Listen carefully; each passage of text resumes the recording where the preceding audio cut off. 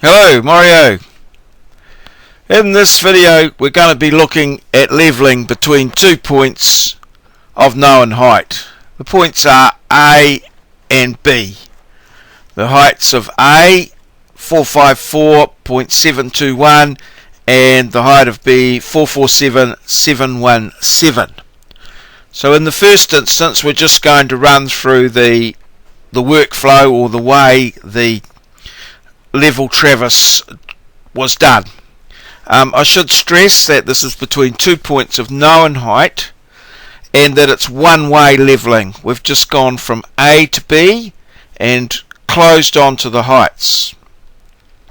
There is another form of levelling that we would tend to use more in situations where we just go from a known point to perhaps an unknown point, and in those instances we go out and back or do a double run and make sure that we get the same difference in height between A and B both ways, and with little checks onto what we call intermediate shots.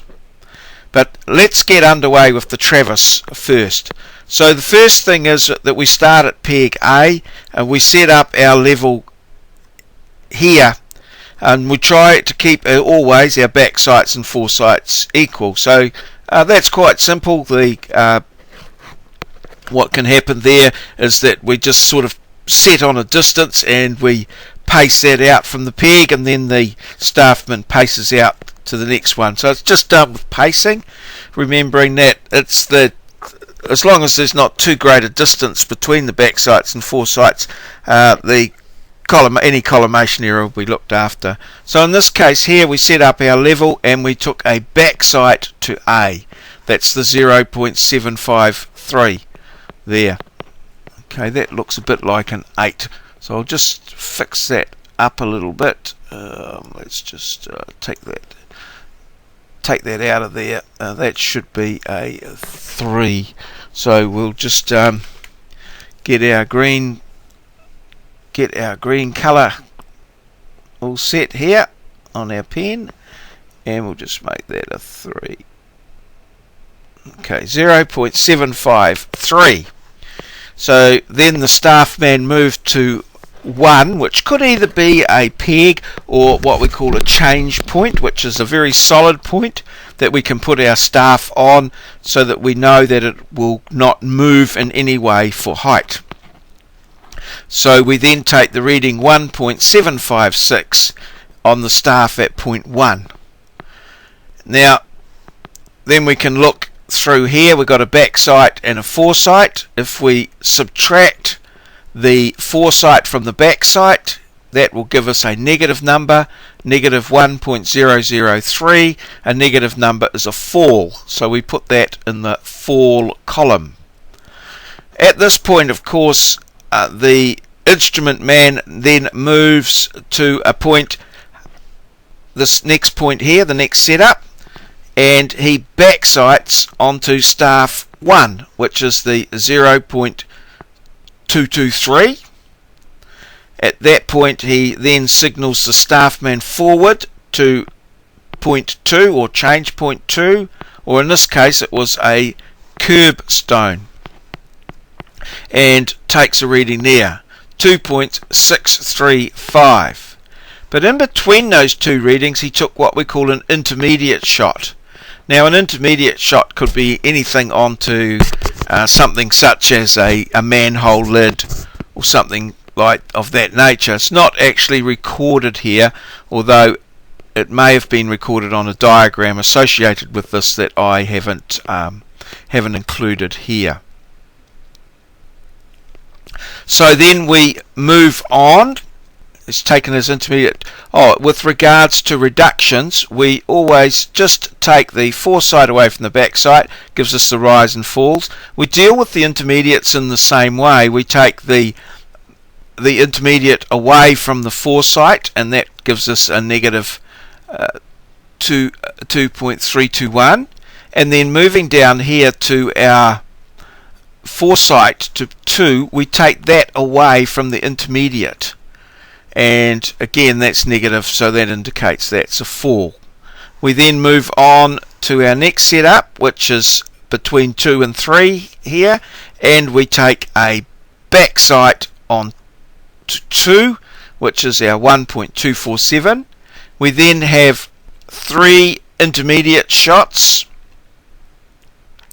A, B and C, and then we take a foresight onto the staff at 3, 1.158. Now all the while we are calculating our rises and falls, if we can, if time allows, while the staff man is moving from point to point. We can work some of these out in our head, or some people carry a calculator, and we can also carry our elevation through. So all we're doing for our elevation is 454.721.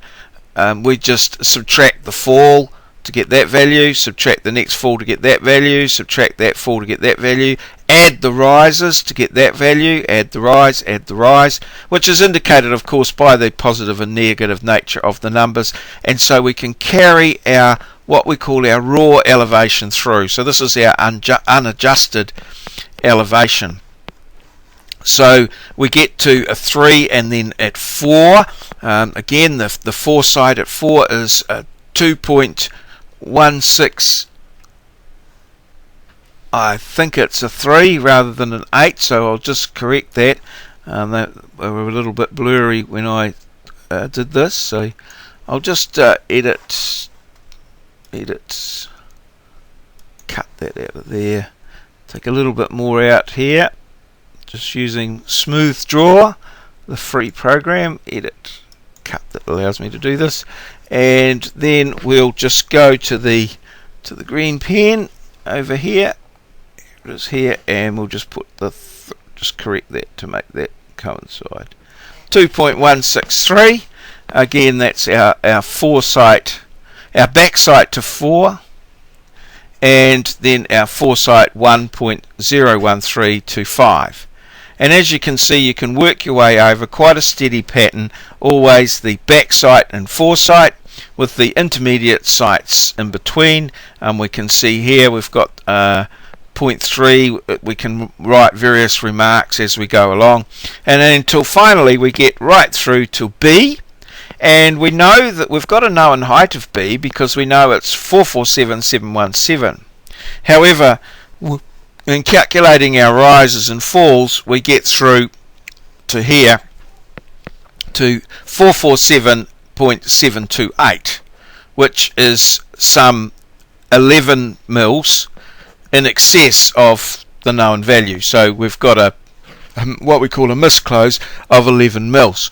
But before we do that, we should check a few things. So one of the first things to check is that if we add up or sum the back sights and we sum the foresights and we find the difference between them, which is negative 6.993, and then we sum the rises and sum the falls, we should get the same. If we've done our calculations correctly and our measurements and what have you, calculated everything out correctly, we should get the same value of negative 6.993 in this case.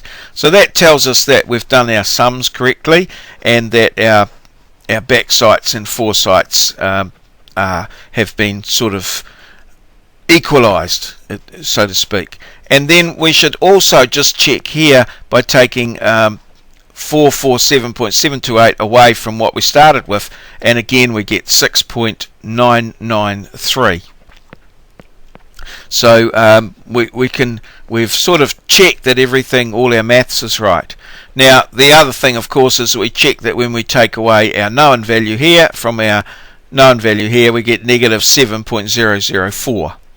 So what we want to do now is we want to adjust that out. So we adjust that out, the 11 mils that we need to adjust out.